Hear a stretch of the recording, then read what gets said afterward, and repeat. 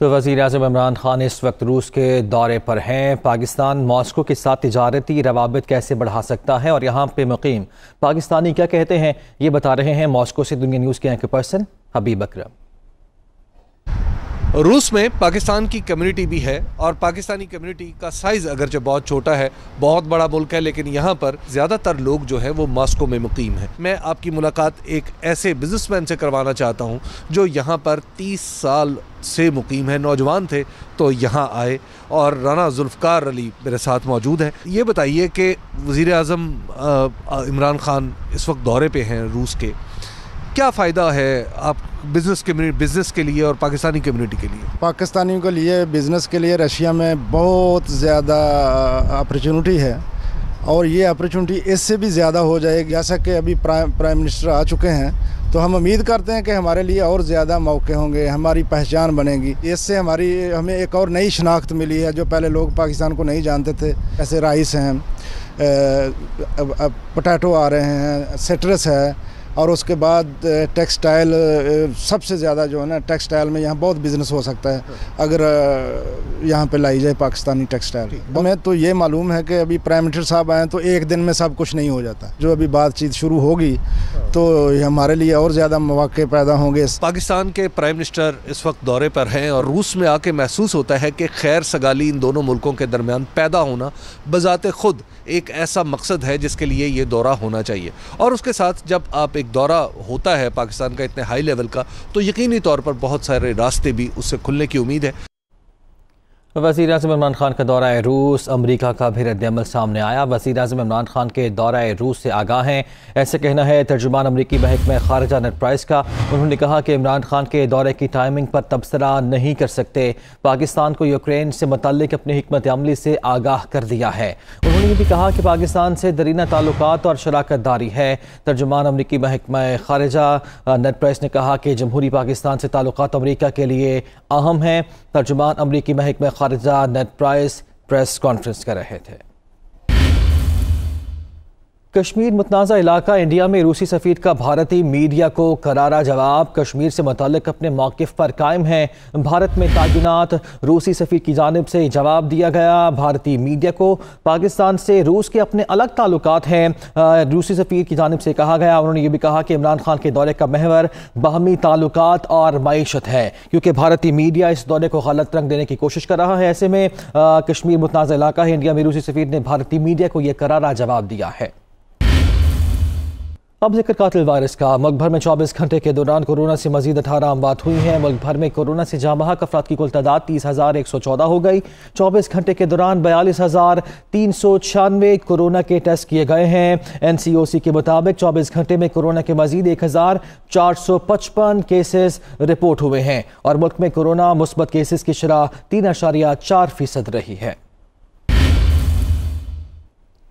ابھی خبر یہ ہے army chief general Qamar Javed Bajwa سے یورپی یونین کے نمائندے خصوصی برائے انسانی حقوق ایمن گیلمر نے ملاقات کی ہے۔ سپاہ سالار نے کہا کہ یورپی یونین کے ساتھ مختلف شعبوں میں کثیر النوعیت تعلقات کو بڑھانے کے لیے پرعزم ہے۔ ISPR کے مطابق ملاقات میں سفارتی تعلقات، مجموعی علاقائی سلامتی، بالخصوص افغانستان کی انسانی صورتحال پر تبادلہ خیال کیا گیا۔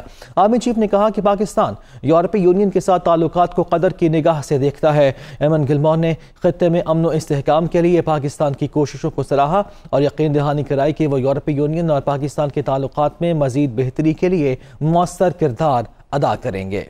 حکومت کو گھر بھیجنے کے لیے اپوزیشن کے 3 بڑوں نے حکمت عملی فائنل کر لی۔ وزیر اعظم کے خلاف تحریک عدم اعتماد پیش کرنے پر مکمل اتفاق رائے کر لیا گیا۔ مولانا فضل الرحمان اور شہباز شریف نے سیاسی چالوں کے ماہر آصف علی زرداری کو تحریک عدم اعتماد کا ٹاسک سونپ دیا۔ وقت کے تعین کے لیے مشترکہ کمیٹی قائم کر دی گئی ہے۔ تفصیل کے لیے رپورٹ دیکھیے۔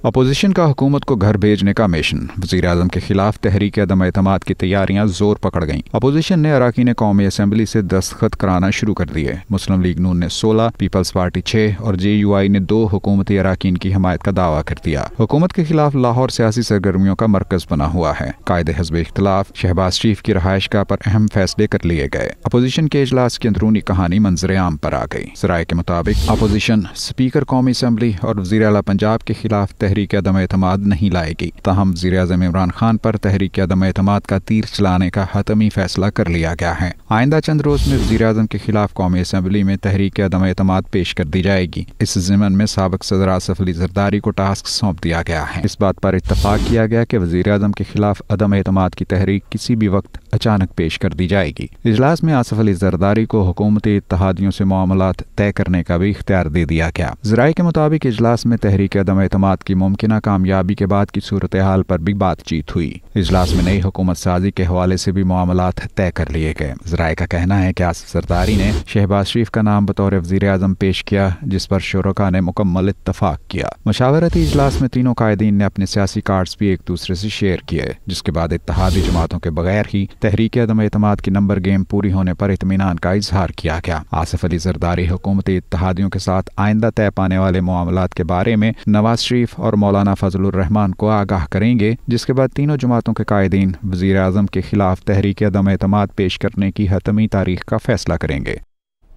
मौजूदा सियासी हलचल में मौलाना फजलुर रहमान के चौधरी बरादरान से दूसरी अहम मुलाकात हुई। सियासी लाहे अमल के बारे में मुस्लिम लीग काफ की क़यादत ने मज़ीद 2 दिन का वक्त मांग लिया।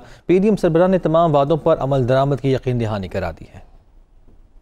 लाहौर सियासी सरगर्मियों का मरकज बन गया। JUI के सरबराह मौलाना फजलुर रहमान की चौधरी बरादरान की रिहाइशगाह आमद। मौलाना फजलुर रहमान ने चौधरी शुजात हुसैन और चौधरी परवेज इलाही से मुलाकात की। मुलाकात में चौधरी सालिक हुसैन, तारिक बशीर चीमा भी शरीक रहे। सियासी सूरत हाल, अदम एतमाद की तहरीक और बाहमी ताउन के हवाले से तबादला ख्याल किया गया। मुलाकात के दूसरे दौर में सिर्फ मौलाना फजलुर रहमान, चौधरी शुजात हुसैन और परवेज इलाही शरीक हुए। मौलाना फजलुर रहमान ने हुकूमती इत्तेहादी के साथ वादों पर अमल दरामद की मुकम्मल यकीन दहानी करवाई, जिस पर मुस्लिम लीग काफ की क़यादत ने हतमी फैसले के लिए मजीद 2 दिन का वक्त मांग लिया। चौधरी बरादरान का कहना है इत्तेहादी MQM और अपनी पार्टी में भी मुशावरत करना है। आइंदा 48 घंटे में अपने हतमी लाहे अमल का ऐलान कर देंगे। चौधरी बरादरान से मौलाना फजलुर रहमान की अदम एतमाद बारे ये दूसरी तफसीली मुलाकात है।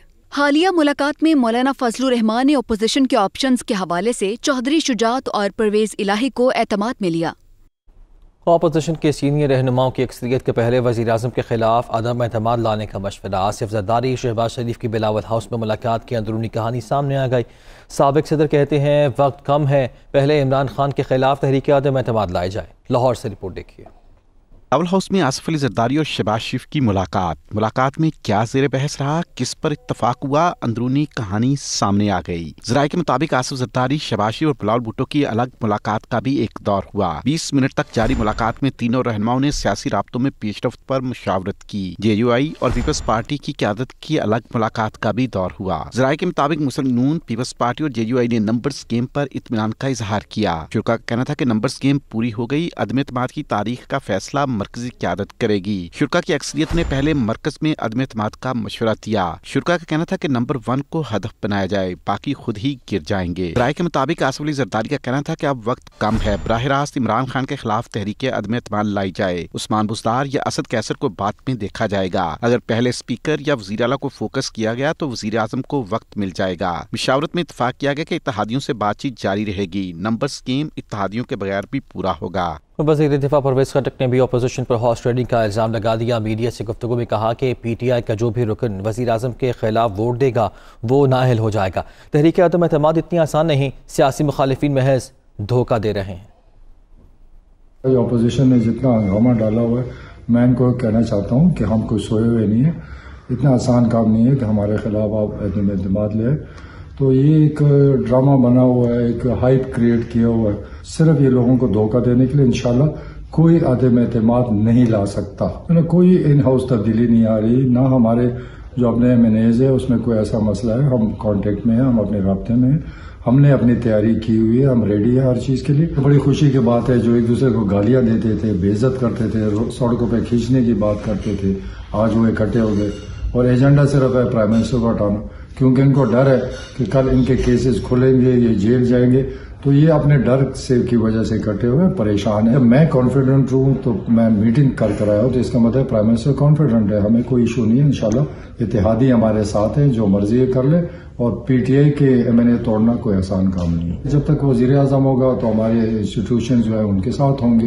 लेकिन ये जो बातें बड़ी करते हैं, ये اس وقت پھر یہ ہارس ٹریڈنگ کی بات شروع کر دی، کیونکہ یہ ہارس ٹریڈنگ ہے، اگر کسی مخالف ایم پی ایم این اے کو ساتھ ملانا ہارس ٹریڈنگ ہے، کسی کی پارٹی میں مداخلت کرنا ہارس ٹریڈنگ ہے. اس طرح آسان نہیں ہوتا نو کانٹرول کہ اس کے آگے بھی مرحلہ ہے. اس کے آگے مرحلہ میں جو ممبرز پی ٹی آئی کے خلاف یا پرائم منسٹر کے خلاف ووٹ ڈالے گا وہ ڈسکوالیفائی ہو جائے گا. جب وہ ڈسکوالیفائی ہو جائے گا تو اعتماد کا ووٹ ہی نہیں لے سکیں گے. بہت ایشوز ہیں، بہت راستے ہیں، بیچ میں بہت ساری رکاوٹیں ہیں. چیئرمین اوگرا نے 1 مارچ سے پیٹرول پھر مہنگا ہونے کا عندیہ دے دیا ہے. سیکریٹری پیٹرولیم نے کہا ہے کہ مارچ کے لیے $25 فی MMBTU پر LNG کا کارگو بھی لے لیا گیا ہے. اسلام آباد سے رپورٹ دیکھیے.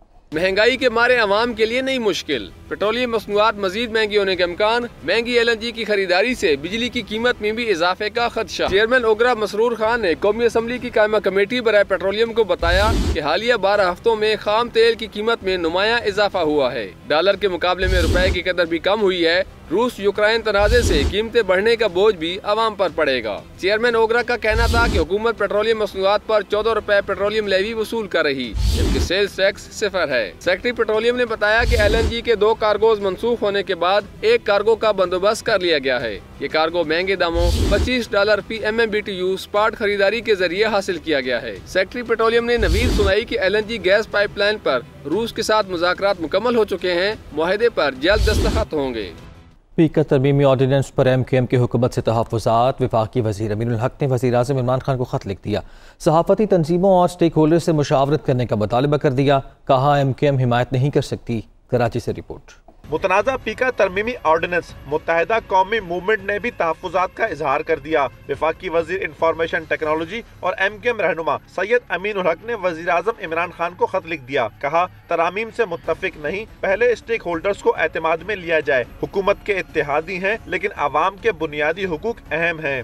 بنا مشاورت جاری آرڈیننس کے خلاف صحافتی و میڈیا تنظیموں نے احتجاج کا اعلان کیا ہے. انہوں نے صاف صاف کہا کہ ہم ایسے قوانین کی حمایت کسی صورت نہیں کر سکتے. امین الحق نے خط میں مزید کہا کہ ترامیم میں بلا ضمانت گرفتاری اور فیک نیوز کی تشریح نہ ہونے سے ملک میں بے چینی پھیل رہی ہے. صحافت ریاست کا چوتھا ستون ہے. ترمیمی آرڈیننس کی وجہ سے صحافتی اور میڈیا تنظیمیں حکومت کے خلاف ہو رہی ہیں. ان کا کہنا تھا کہ ترمیمی آرڈیننس حکومت کی عوامی حمایت کے لیے خطرہ اور آزادی اظہار رائے کے خلاف ہے. امید ہے وزیر اعظم صحافیوں سے مشاورت کے بعد نئی ترامیم کا اجرا کریں گے.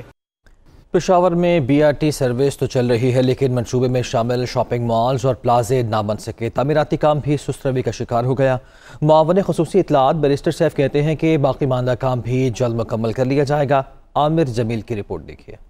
خیبر پختونخوا حکومت نے پشاور میں BRT بس تو دوڑا دی لیکن منصوبے میں شامل شاپنگ مالز اور پارکنگ پلازے تاحال پایہ تکمیل تک نہ پہنچ سکے. BRT منصوبے میں 3 شاپنگ مالز اور پارکنگ پلازا بھی شامل تھے لیکن عوامی دباؤ کے تحت بس سروسز شروع کی جا سکی. کامیابیوں اور ایوارڈز کے دعووں کے باوجود منصوبے کا تعمیراتی کام مکمل نہیں کیا جا سکا. معاون خصوصی اطلاعات نے بھی ایک بار پھر جان چھڑاتے ہوئے جلد مکمل کر لیا جائے گا کہ الفاظ دوہرا دیے. تمام منصوبے پہ کام تو ہو رہا ہے، کچھ میں ٹائم زیادہ لگتا ہے، کچھ جلدی ہو جاتے ہیں.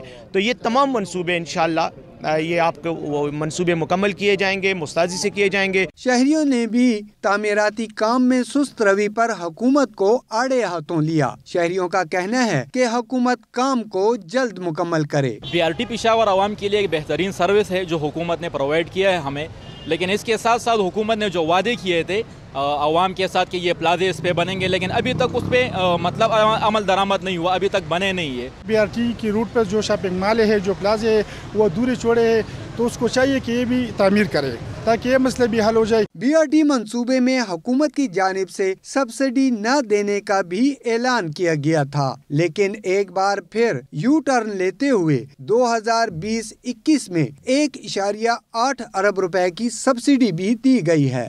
حکومتی ذرائع کے مطابق BRT منصوبے میں شامل ان شاپنگ مالز کی تعمیر کافی حد تک مکمل کی جا چکی ہے. تاہم اس کے باوجود حتمی تاریخ کا اعلان نہیں کیا جا سکتا. کیمرہ مین ناصر نعیم کے ساتھ عامر جمیل، دنیا نیوز، پشاور.